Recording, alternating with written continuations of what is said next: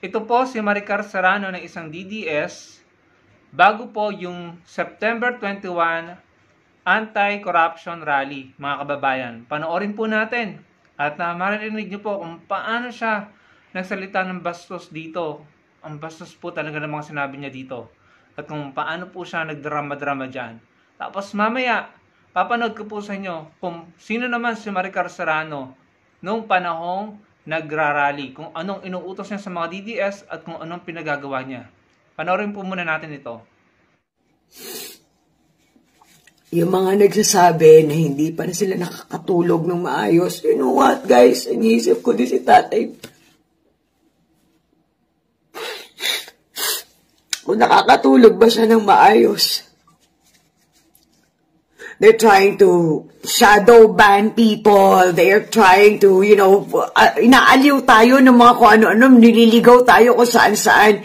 In fact, natutuwa sila. Alam niyo ba, pag Lunes, natutuwa sila eh. Kasi alam nila wala tayong activity that we have to work.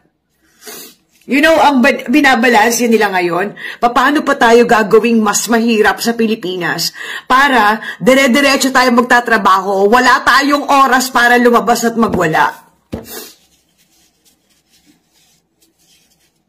Are they right? Are they correct na hindi tayo lalabas, hindi tayo magwawala? I don't think so. For 1 week now, mahigit, because of what happened to Tatay Digong and in solidarity of Tatay Digong, dahil nandun nga siya nakadetain at wala siyang sex. Ako din, hindi kami nagsisex ni Katribo. So, talagang nahihirapan na ako. Hindi ko alam kung kakayanin ko yung complete solidarity with Tatay Digong, no? Nakikiramay kami sa kanyang pinagdadaanan na wala siyang gerger. So, kami din ni Katribo, hindi kami nag-gerger. So, masakit yun para sa akin personally. Nahirap na hirap ako. Pinagdadaanan ko talaga yan. Parusa yan sa utak ko, sa lahat, sa libog ko, you know. Hindi ako masyadong panatag, hindi ako makatulog na maayos. So, wala akong kantot. So, medyo talagang, dahil mahirap eh. Mahirap namin kami mag-concentrate ni Katribo na mag-gerger. Kasi, hirap na hirap nga kami. Dahil nga, syempre, di ba naisip namin pag-ihirap ni tatay, kisama kami. So, hindi pa naman ako natutuyot. Kaya lang, nahihirapan talaga kami na makapagbuelo, na maglandian or magkamanyakan. So, it is a personal struggle for me. I hope naintindihan nyo and I hope, yeah, thank you for listening to my problem. Mas pagdasal nyo si Tatay Digong kasi wala siyang gerger, masiraan ng bait yun si Tatay Digong. Alam niyo naman pagka ng tatay natin, no, mamamatay talaga yun o manghihina talaga yun pag wala siyang gerger. So, ako din, yun. So, medyo yun, kailangan palakasin yung loob ko na kahit na tigang ako ngayon, hindi ako dapat sumuko. Alright? I love you all very much. Thank you so much. Magmahalan tayo.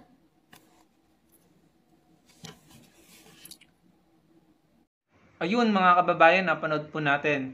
Ngayon, panoorin naman po natin si Maricar Serrano nung September 21. Ito po yung live niya. Panoorin po natin kung paano naman po siya nanawagan sa mga DDS, sa mga kapwa niya DDS, na lusubin po ang Malacanang. Panoorin po natin.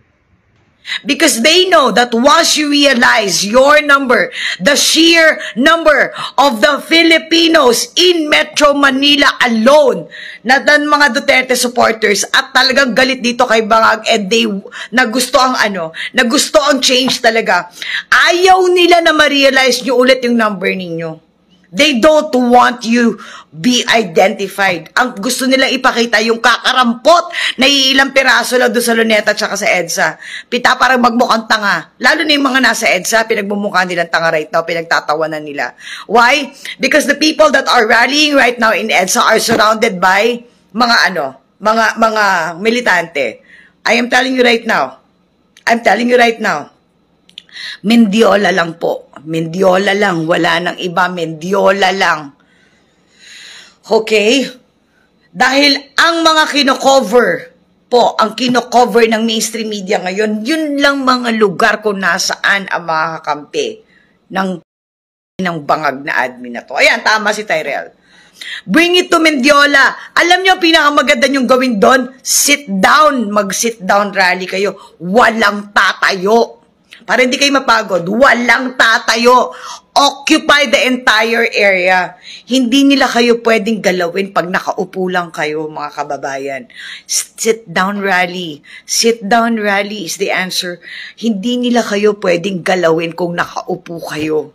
Hindi kayo mapapagod. Okay? At hindi rin kayo masasabihan na nagwawala kayo dahil nakaupo lang kayo. Walang bawal sa pag-upo. Palibutan ninyo yung Malacanang. Huwag nyo nang hayaan na makabalik pa sa opisina si Bongbong. If that is really what you want to happen, do not allow him to go back to the office of the people, which is Malacanang. Atin ang Malacanang. Kahit sino na naglalayo sa inyo, sa Mendiola, kaaway natin yun. May pinoprotectionan sila. At sino ang pinoprotection nila? Most likely, kapatid ni Bongbong. Okay? Ayoko na sanang idaan doon, kaya lang wala eh. Doon lang lagi, ang tutok ninyo, hindi laban nyo eh. You are allowing them to get your heads spin out of control to get you out of your focus sa galit ninyo. Yan ang problema. And don't ask him to resign. He will not resign. Occupy Malacanang. Yan po ang sinuggest sa akin. Occupy Malacanang. Umuwi kayo sa opisina ninyo. Doon po kayo magstay sa opisina natin ng mga Pilipino. Atin ang palasyo. Okay? Hindi yan. Ulitin ko. Hindi yan private property ng mga bangag. Stay in the palace. Stay in the palace. Guard the palace. Bantay, barikadaan nyo yung palasyo. Huwag kayong aalis. Maraming paparating doon. Maraming paparating. Doon lang po kayo. So yon mga kababayan, napanood nyo po. Kitang-kita nyo naman po. Yung unang video, pinakita po niya kung gaano po yung ugali niya. Wala pong GMRC, in my opinion. Ang bastos po nung lumalabas sa bibig. Na alam mo yun, kababaeng tao, pati yung personal private na activity ni Duterte, dinidiscuss niya sa publiko. Kahit sila walang respeto doon sa iniidolo nila, mga kababayan. Napakabastos po, may payak-iyak pa. Tapos ngayon, September 21, nananawagan na lusubin ang Malacanang, magstay sa Malacanang, i-take over ang gobyerno. In my opinion, dinidestabilize po ang Pilipinas, ang gobyerno. At yan po ay seditious, in my opinion. Nasa tingin ko may pananagutan po siya dyan sa batas. Pasalamat ka, nasa UAE ka, dahil kung nandito ka talagang, pag nakita ng mga otoridad ang video mo, yung inuutos mo sa mga DDS, malamang sa malamang, sasampahan ka ng kaso or dadamputin ka dahil destabilization ang ginagawa mo. Or, mas worse, baka pwedeng sampahan ka ng kasong may kinalaman sa terrorism. Hindi po ba, mga kababayan? Bakit nyo palalapitin sa Palasyo ng Malacanang yung mga DDS? Bakit kayo susugod doon? Ang lawak-lawak ng binigay na lugar para magprotesta tayo. Labanan ng korupsyon. Pero kayo, mas pinili nyo, ikaw, inutusan mo pa na pumunta, lumusob yung mga DDS doon sa Palasyo ng Malacanang habang ikaw ay nasa UAE. Inuutusan mo ang mga kapwa mo DDS na i-destabilize, i-take over ang gobyerno. Tama ba yung ginagawa mo? Tapos may paiyak-iyak ka pa, nagkukwento ka pa ng kabastusan. Hindi po ba, mga kababayan? Nakita niyo yung ugali niyan? Ang lakas ng loob, maganyan, porkit nasa ibang bansa. Ang layunin nyo, ay i-take over ang gobyerno, hindi labanan ng korupsyon. Yun ang totoo. Kaya hindi kayo nagtatagumpay. Kaya kayo minamalas. Kaya lagi kayong bigo. Kaya miserable ang mga sinusuportahan nyo. Nakakulong sila, nagtatago, nagpapa-asylum. Hindi nyo pa rin ba nare-realize na maling-mali ang pinaglalaban nyo, mali ang pinaninindigan nyo? Tapos mamaliitin mo pa yung presidente, akala mo, hindi niya alam yung mga takbo ng utak nyo? Pumayag siya na mag-rally, magparally, at hindi naman niya pinigilan, pero sa palagay mo, papayag siya na magtatagumpay kayo sa paglusob sa Malacanang sa kanya? Yan ang problema sa inyo, ang taas ng tingin nyo sa sarili nyo. Ang yabang nyo. Ina-underestimate nyo lahat ng tao maliban sa mga kapwa nyo supporter at maliban sa mga sinusuportahan nyo. Pero hanggang ngayon, hindi nyo pa rin nare-realize hindi naman kayo nananalo. Well, technically, nanalo sila noong 2022, pero in reality, kaya pala gusto lang nilang manalo dahil gusto nila na kahit may bago ng presidente, parang uutos-utusan pa rin nila, papasunurin, didiktahan. May bago ng presidente, hindi man lang inirerespeto, hindi man lang nirespeto, mga kababayan. Gusto nyo, kayo yung nasusunod. Bagong presidente na yun eh. Hindi naman si Duterte yun eh. Hindi nang problema kay Duterte. Nung naupo siya, hindi naman siya diniktahan, hindi siya pinakialaman, hindi siya inalipusta, hindi siya binastos, hindi siya inutusan, hindi siya minaliit ni President Pinoy Aquino. Pag step down ni President Pinoy Aquino, nirespeto niya si Duterte. Sinampahan siya ng mga kaso, hinarap niya. Pumupunta siya sa Senate hearing, hindi siya nagwi-wheelchair, hindi siya nagne-neck brace. To think na meron na siyang stage 4 or stage 5 lung cancer noon meron na siyang malubhang sakit pero hinarap pa rin niya. And hindi niya kailanman pinakialaman si Duterte. Ganun din si Gloria. Hindi niya pinakialaman si Duterte. Pero magtataka ka, naging presidente na si PBBM, pero nakikialam si Duterte. At parang tila ba gusto niya siya yung nasusunod. Walang respeto, mga kababayan. Walang respeto sa bagong upong Pangulo. Kaya tignan mo nangyari sa kanya. Kung nirespeto lang sana niya si PBBM, baka sakaling natulungan pa sila ni PBBM patungkol dyan sa ICC na yan. Pero wala, inaraw-araw nila. And up until now, nakakulong na yung idol nila, nakakulong na yung puon nila, kinagago pa rin at binabasos pa rin ng mga DDS, si PBBM at si Sara Duterte. Panay-panay pa rin ang pagbabatikos kay PBBM. To think na bumabagyo ngayon pero nasa ibang bansa siya, si Sara Duterte. Habang yung mga supporter niya, pumupunta na dun sa Mendiola, gusto nang lusubin ng Malacanang, gusto nang paalisin si PBBM. Hindi niyo pa rin ba nakikita? Klarong-klaro na, nasa harap niyo na. Mali ang ginagawa niyo. Hindi niyo pa rin nauunawaan. Bakit? Bakit hindi niyo nakikita? Dahil ang taas ng tingin niyo sa mga sarili niyo. Masyado kayong overconfident. Ang tingin niyo, kayo pa rin yung majority. Ang tingin niyo, kayo yung tama. Ang tingin niyo, kayo yung nasusunod dapat.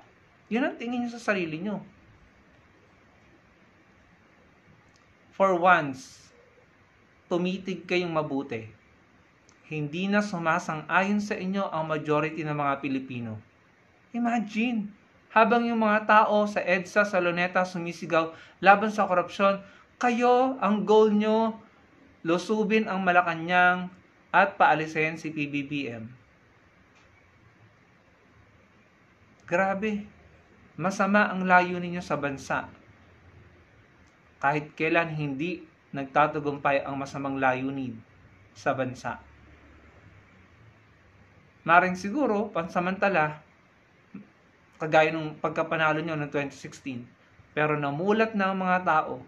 Nakita nila kung paano kayo mamuno.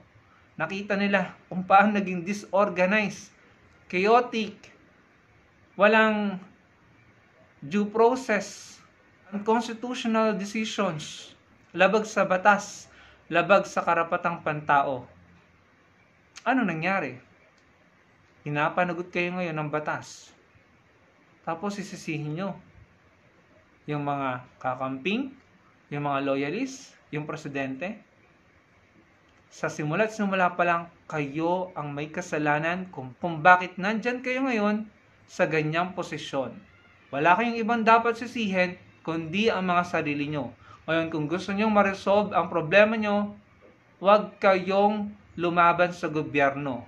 Magpakumbaba kayo at maging mabuti kayo, baka sakaling tulungan pa kayo ng gobyerno. Magpakumbaba kayo, maging mabuti kayo, huwag niyong patasikin ng gobyerno, I'm sure matutulungan pa kayo ng gobyerno. Pero kabaligtaran kasing ginagawa niyo eh. Gusto niyo kayo ang mamuno at kayo ang maging gobyerno. Wala kayong respeto, hindi kayo makaintay ng 2028. Yun lang mga kababayan, kita niyo naman ang ugali.